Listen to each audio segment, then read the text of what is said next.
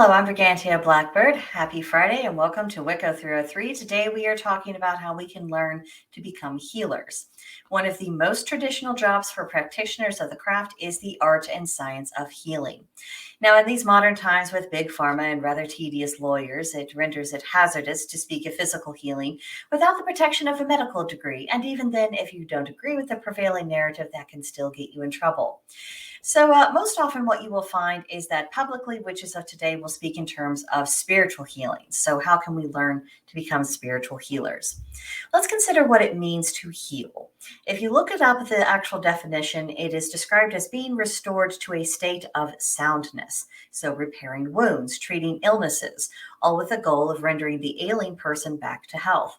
And just as with physical forms of healing and psychological forms of healing, it's important to choose the right tool for the right job because not every approach is going to be appropriate and effective for every individual in every circumstance. Already, I'm sure you can see why this gets complicated in matters of spiritual healing. There's no telling what kind of baggage is at play within someone's soul and what's causing them problems, and whether or not they're willing to accept any kind of help sorting through it, or if they have the resolve to progress towards soundness for themselves. Now, practitioners often get counseled to learn how to heal themselves, and for good reason.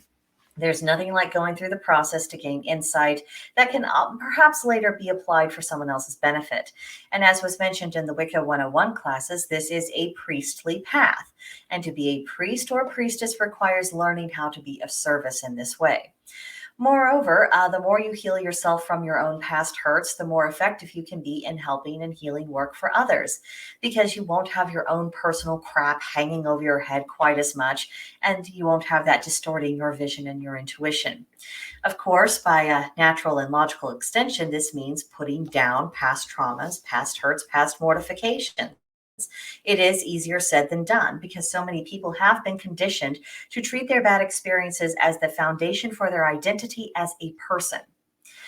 How many people are perfectly capable of healing if they stopped clinging and wallowing to their past hurts? We have to be careful that we're not guilty of doing that ourselves. And if we are, we need to correct it. And this is particularly important when it comes to spiritual issues. Many of us were not raised pagan, let alone witches. So we had to break away from what we were raised in. Sometimes we still have hangups that are the result of prior religious experience, and that can shade our points of view now.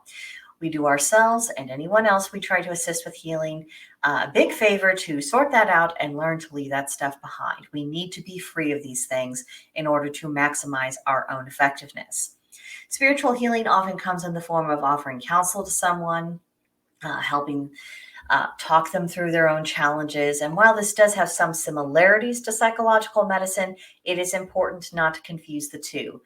Spiritual healing, while there is a lot of talk involved, a lot of times, a lot of walking with someone through the darkest thoughts of their being, unlike psychological medicine, which is doing very specific techniques, often in relation to various therapeutic drugs, spiritual healing is going to draw more upon storytelling and helping use these stories as a guide to help someone see how the principles within the stories can actually help them. Another method we can employ is assisting someone with dream interpretation. Dreams have a way of showing us truths that we would prefer to avoid or that our conscious mind has yet to actually acknowledge. Divination for others is also invaluable, especially if you use a tool that has a reputation for bluntness. Runes are particularly notorious for that. But sometimes the divination spread just, it lays everything out in a way that makes it impossible not to see to the heart of the matter. And that can jumpstart a person's journey towards their own spiritual healing.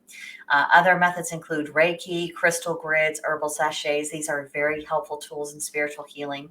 And depending on your own personal strengths, you may find yourself gravitating towards such things when called upon in your own healing capacity.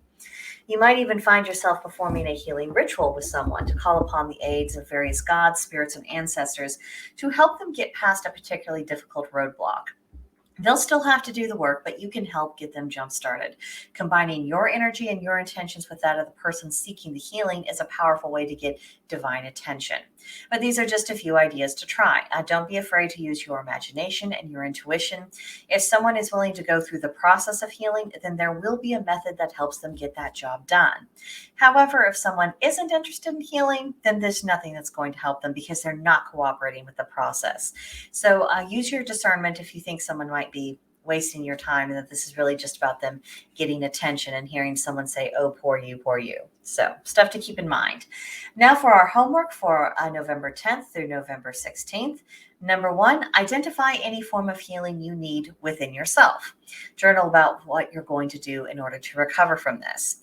Number 2, consider this scenario. Someone is spiritually lost and they come to you seeking guidance. What would you do and why? And then try to think of the way your suggestions might play out in real life and determine whether or not these are actually good ideas or if you need to keep on brainstorming. And then number 3, what do you think is the biggest spiritual challenge our society faces today? There'd be a lot of interesting answers on that one. So that's what I have for you this week. Next week, we will be going into a bit of kitchen witchery.